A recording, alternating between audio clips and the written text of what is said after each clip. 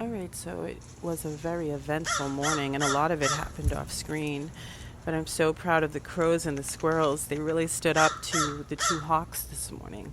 And it's coming up where, yeah, see, that's Eden. And then a squirrel comes and stands up to her, too. I mean, I walked out, so that might have helped why she flew away, but that's it.